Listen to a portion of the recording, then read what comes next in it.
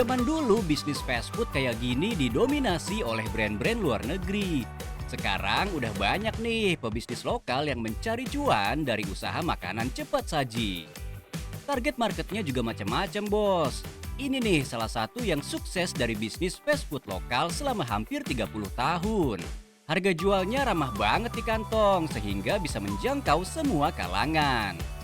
Yuk bos, kenalan sama Bu Evalinda Amir, pengusaha fried chicken asal Sumatera Barat yang sudah punya cabang sebanyak 150 outlet yang tersebar di Jabodetabek, Bandung, dan Sumatera Barat. Wow! Halo bos, perkenalkan saya Evalinda, saya owner dari bisnis The Besto.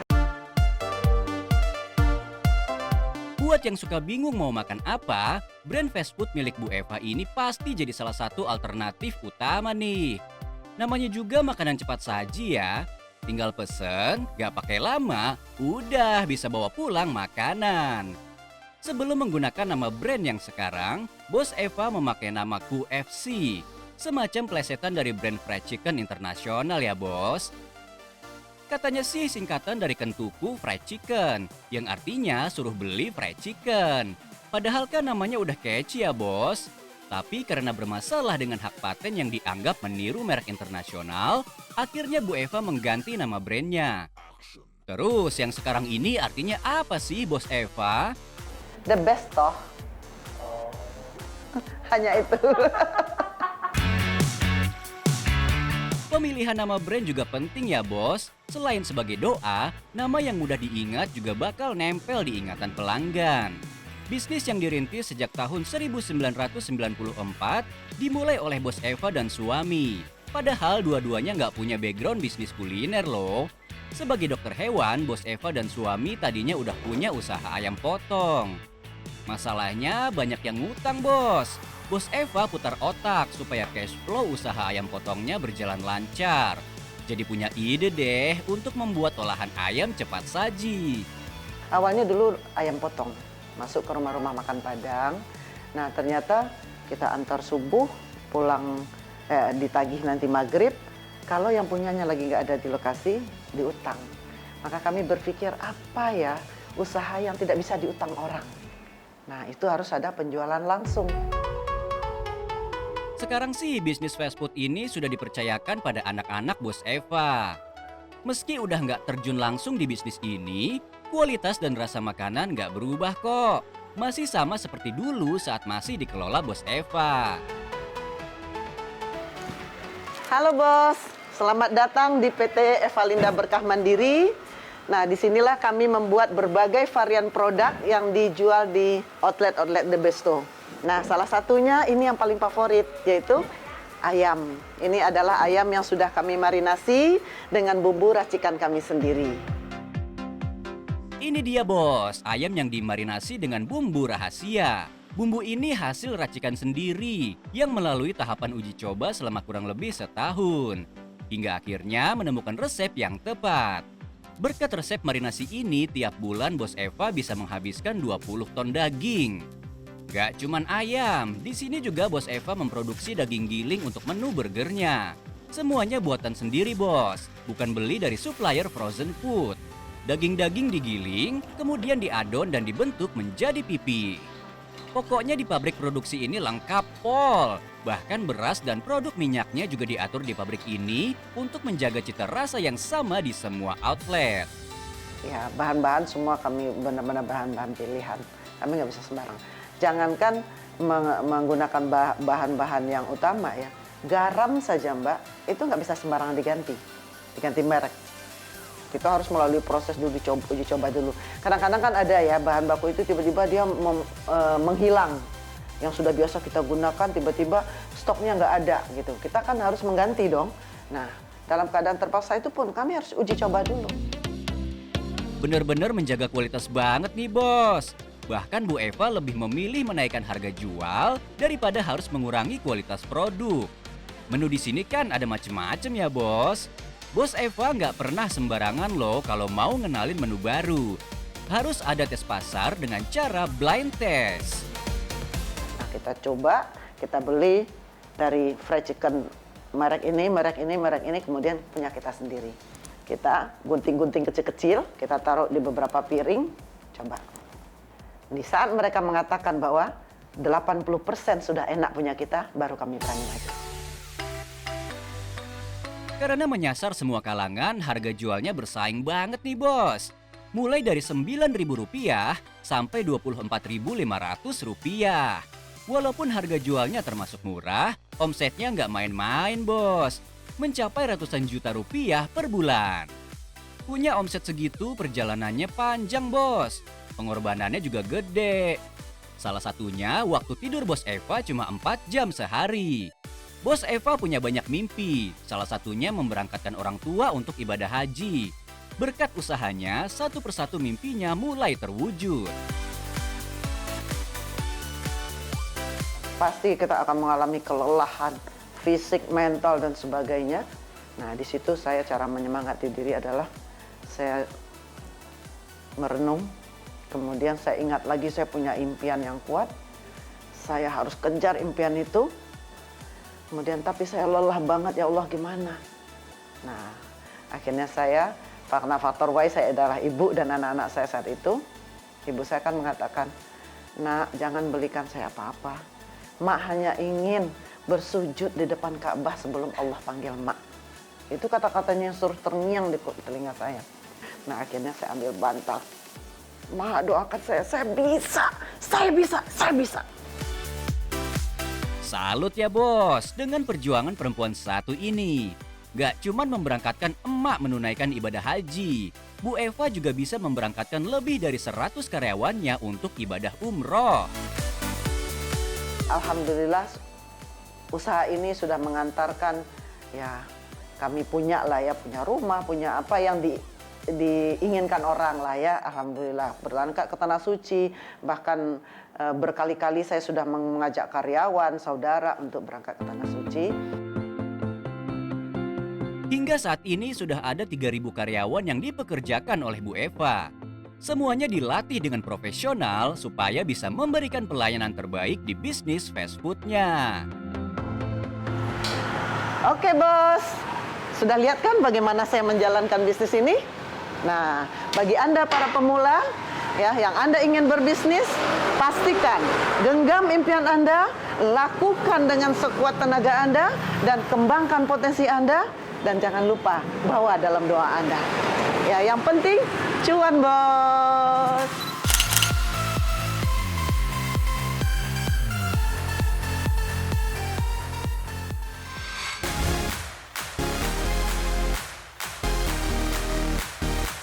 Palu gada banget ya bosku. Apa yang lo mau, gue ada. Banyak nih yang ngejalanin model bisnis kayak gini. Selama ada permintaan, semua dijual.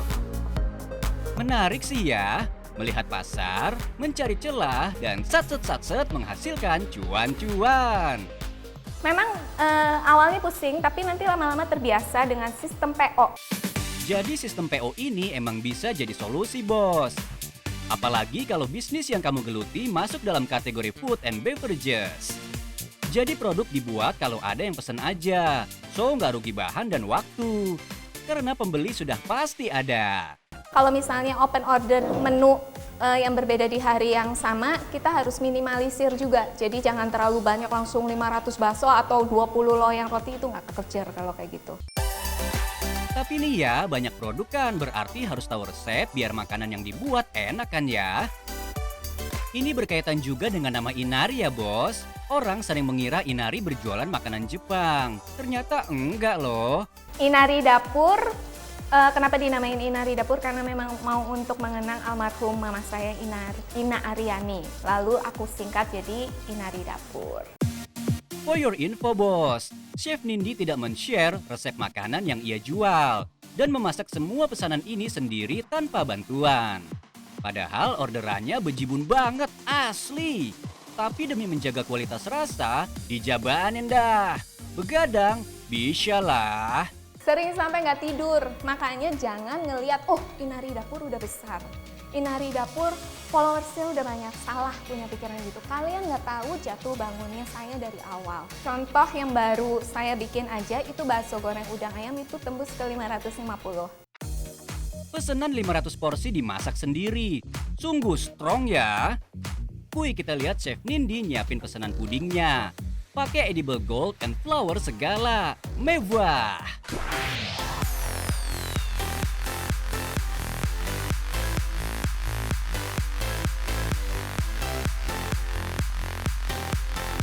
Nah, ini puding kaca yang tadi kita bikin. Enak bener yang nonton ya bos. Kayak gampang gitu. Padahal Chef Nindi nyiapin pernak-perniknya dari jam 12 malam. Uji cobanya berkali-kali sampai nemu rasa sip tampilan cantik. Wah, harganya mahal dong ya.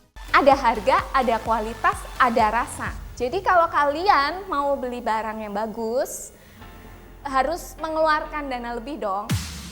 Mau tahu gimana caranya biar laris manis? Konsisten berpromo di sosmed, bahkan rajin bagi resep gratis bosku. Membagi resep juga bertujuan untuk memberi ide bisnis kepada follower Chef Nindi yang sudah puluhan K.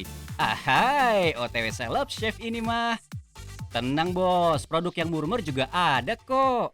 Nah bos, kalau tadi kalian udah ngeliat banyak makanan manis, sekarang ada versi asinnya. Inari Dapur mau kenalin batagor kuah. Yap bosku, cari cuan gak melulu harus bikin sendiri. Ambil ke orang juga gak masalah selama kita tahu kualitasnya. Uniknya Chef Nindi juga open reseller untuk produknya ini. Sekali ambil bisa sampai ratusan porsi. Cuan lagi kan? Kalau kalian bisa ngeliat, ini kemasannya polos, jadi nggak ada label merek atau apa, tapi ini pasti halal. Kalian bisa tentuin sendiri harganya berapa, dan saya bisa bantu kalau kalian minimal ngambil 20 orderan ke saya langsung dapat harga reseller.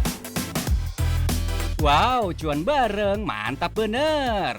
Sekarang mau tahu dong chef, berapa sih omset bisnis Palu Gada gini? Wah, ini rahasia. Biar kalian penasaran, ngitung sendiri deh cuannya Inari Dapur. Kalian bisa jual dengan harga 25.000 aja per pack. Kalikan misalnya minimal 50 aja, udah dapet tuh per harinya segitu. Ayo belajar ngitung. Bayangin sendiri ya bosku.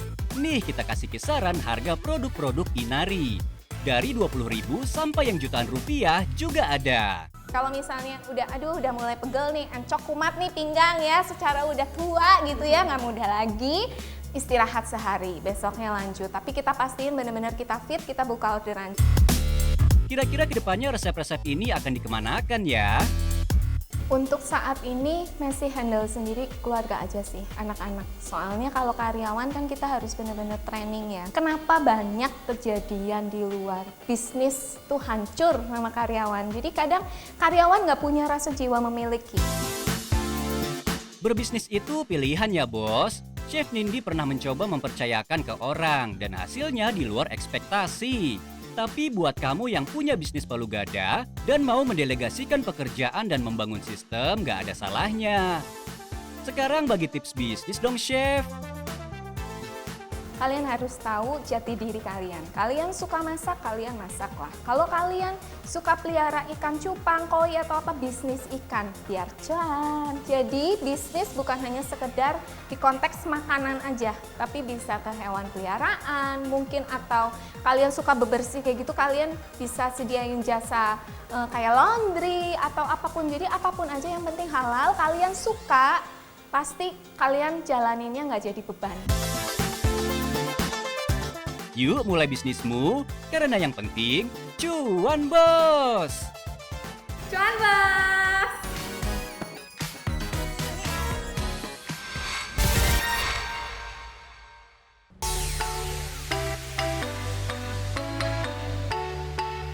Lebaran emang masih agak lama bos, tapi biasanya sih persiapan buat lebaran udah mulai dari sekarang nih. Momen silaturahmi bersama keluarga pas lebaran cocok banget untuk bisnis kuliner bos. Banget nih, bentar lagi mau lebaran, bisa ngasih orang tua, sahabat, sama saudara. Wah, ada kelas online bolu batik. Ikutan ah. Kenalin nih, Bos Gita yang sudah menjalani usaha bolu batik kawung selama 4 tahun dari rumahnya. Nggak cuma berjualan bolu batik, Mbak Gita juga membuka kelas online untuk membuat bolu batik kawung. Pesertanya lumayan banyak, Bos. Sudah ada 60 anggota yang mengikuti kelas online-nya.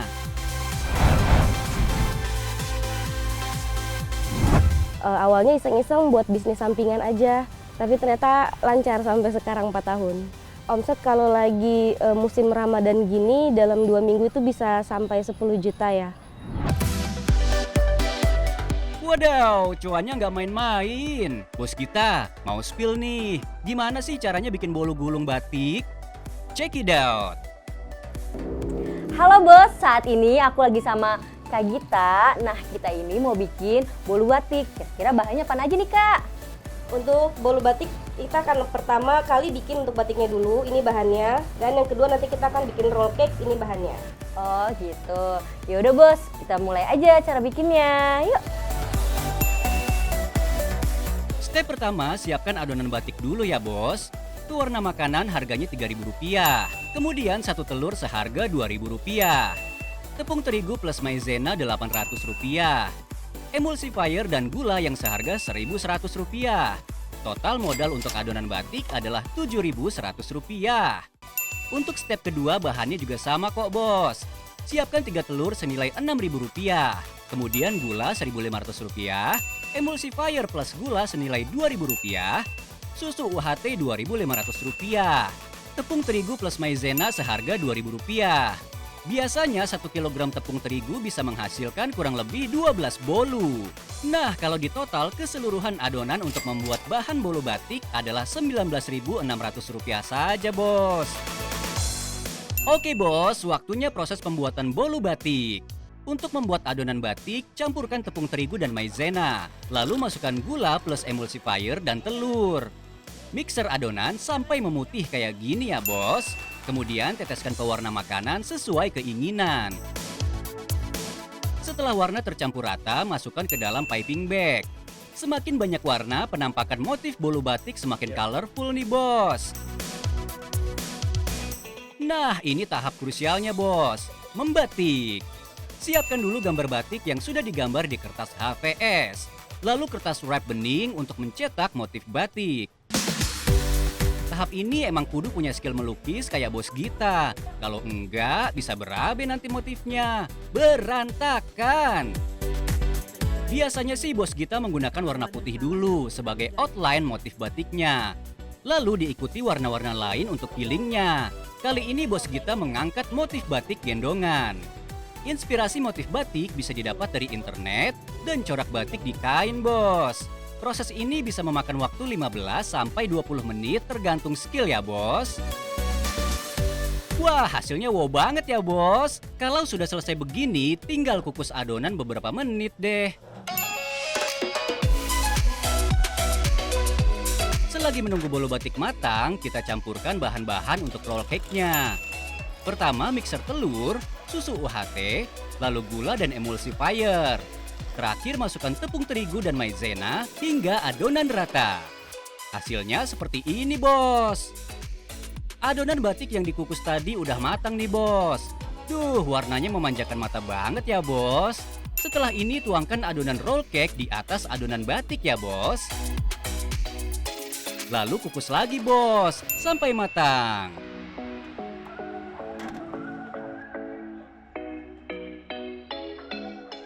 Setelah menunggu beberapa menit, hasilnya seperti ini, Bos. Tinggal dibalik dan oleskan whipped cream. Buat isiannya variatif, Bos. Bisa keju tabur, coklat atau stroberi, tergantung selera aja. Setelah isian merata, saatnya menggulung. Hati-hati ya, Bos, jangan sampai bleber. Membuat bolu gulung batik ini butuh kreativitas dan kehati-hatian yang tinggi. Wah, sudah jadi. Cakep banget ya, Bos. Jadi nggak tega makannya. Kalau secantik ini, siapa sih yang nggak mau beli? Banyak motif yang bisa diaplikasikan pada bolu-bolu ini disesuaikan pada selera. Harga jual bolu batik bisa dimulai dari harga Rp130.000 sampai Rp160.000. Worth it banget ya, Bos. Kalau doi atau keluarga dikasih kue bolu beginian, siapa sih yang gak luluh? Kalau gini tinggal di packing nih bos. Masukkan ke dalam kotak, lipat, dan jadi deh. Kalau harga kotaknya sendiri harganya Rp15.000. Kalau di packing begini harga jual bisa bertambah mulai dari Rp150.000 sampai Rp200.000. Yuk mulai usahamu, yang penting cuan bos.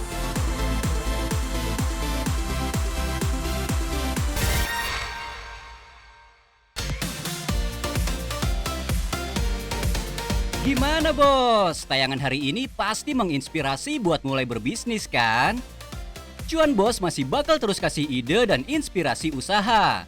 Setiap hari Rabu sampai Jumat jam 11:30. Dan Cuan Bos Weekend setiap Sabtu jam 12:30. Jangan sampai ketinggalan ya. Dan yang penting, cuan bos!